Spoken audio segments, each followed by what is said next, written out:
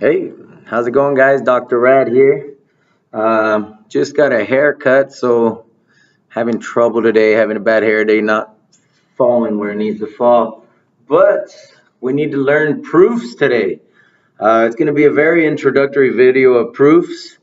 We've been working with triangle congruence theorems for the last couple weeks, and just proving that this triangle here, if we would call this triangle A1, how can we prove that it's congruent to triangle 2 over here?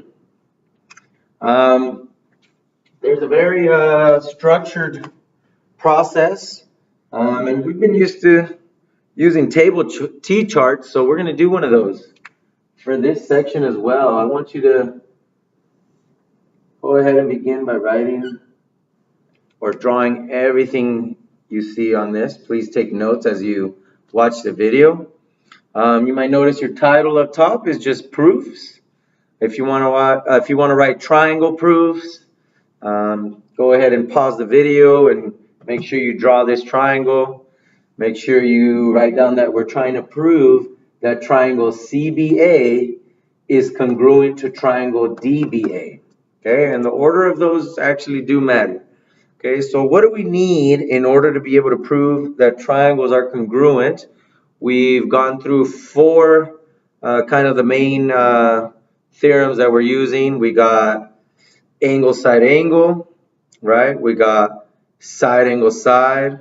We got angle angle side and side side side. You might be able to look at this over here and already say to yourself, oh my gosh, I see an angle, I see another angle, and maybe I see a side. So you already know that it is very possible that these are congruent. So with proofs, you're just going to prove it by stating exactly what side is congruent to what side or what angle is congruent to what angle. Okay? So on the left side of your table, you are going to write statement. And I didn't fit it. I hope you can fit it better on yours.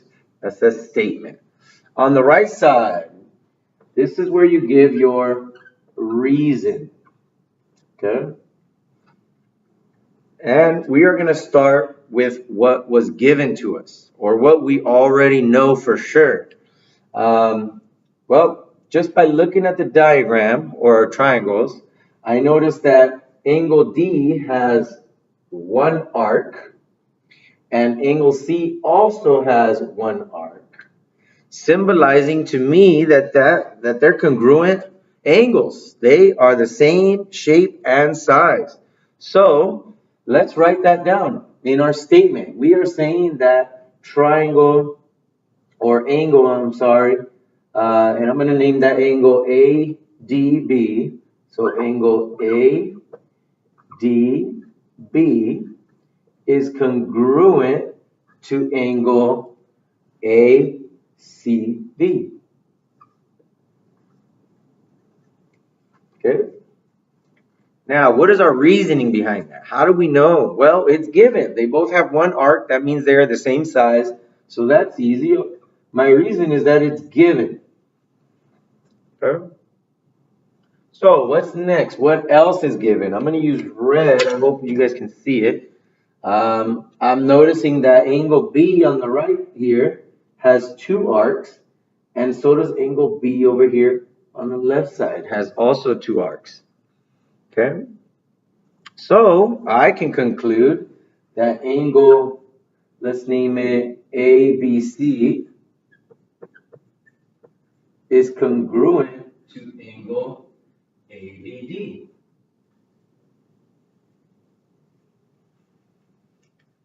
Okay? So now, how did I know that? Well, they both had two arcs, so that was also given. Okay? I'm just basically laying down the facts. What did they give me? What did they tell me was congruent? Okay? Now, the last one, which was maybe not as obvious to you, we have this side here in the middle where both triangles basically share that side. Okay? So, I believe that side AB or line AB is congruent to line BA.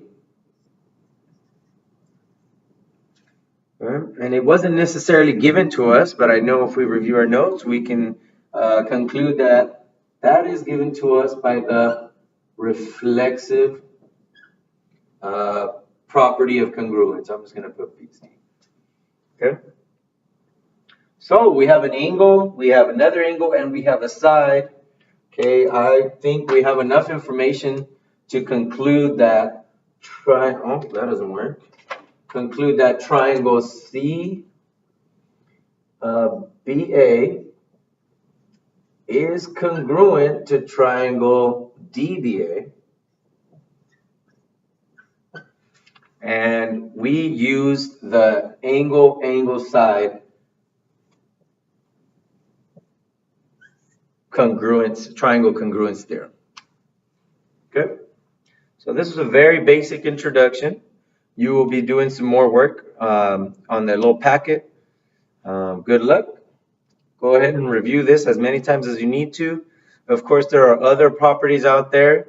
There is the property of vertical angles, right? I'm going to show you a quick sketch of that. If you have two triangles that share a point in the middle there, you can conclude that this angle and that angle are congruent through the vertical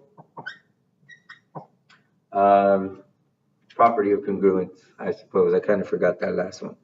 But vertical angles are congruent. Okay, there's also going to be one called the midpoint.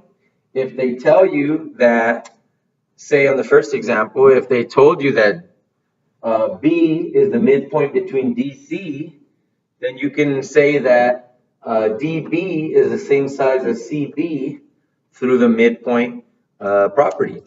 And you can do that with the bisecting property. Feel free to use the internet to look up any more vocabulary that I'm not there to show you.